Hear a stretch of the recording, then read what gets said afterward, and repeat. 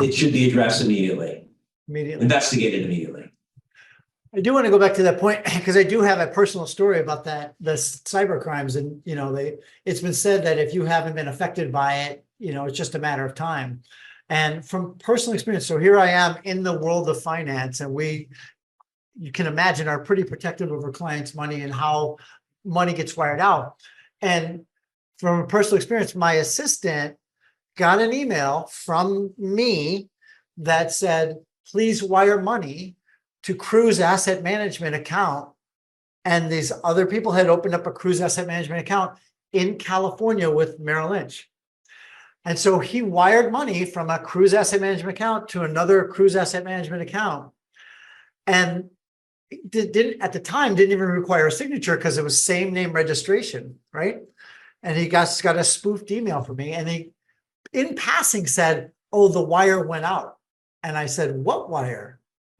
He said, the wire you asked me to send. And I said, he was just trying to do his job, right? So he did nothing. He didn't do anything wrong as far as he knew. He got directions from me. He saw me in the office. I was busy. He was just trying to take care of business. And it was just the wrong place at the wrong time.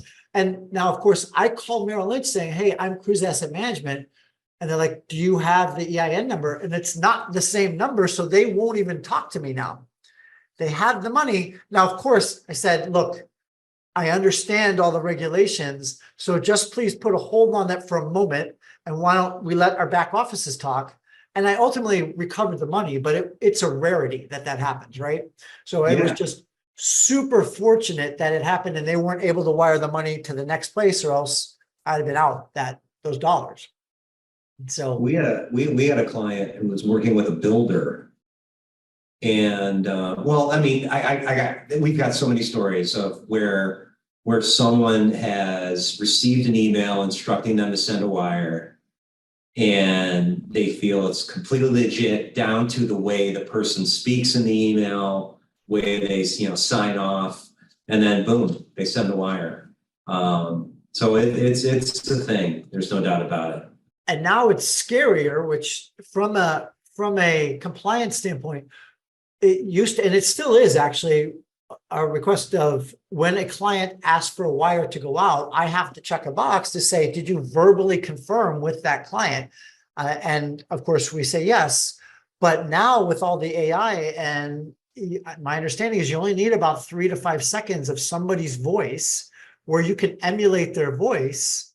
And even if I verbally confirm with them, it may not actually be them, right? They say, hey, please send the wire out. Here's the number to verbally confirm. You call them up, and now AI answers the phone inconceivably what their voice is. I don't know what, we're going to have to go back to like code words. You have to use Rumpelstiltskin or Rochambeau as a code word to send a wire out.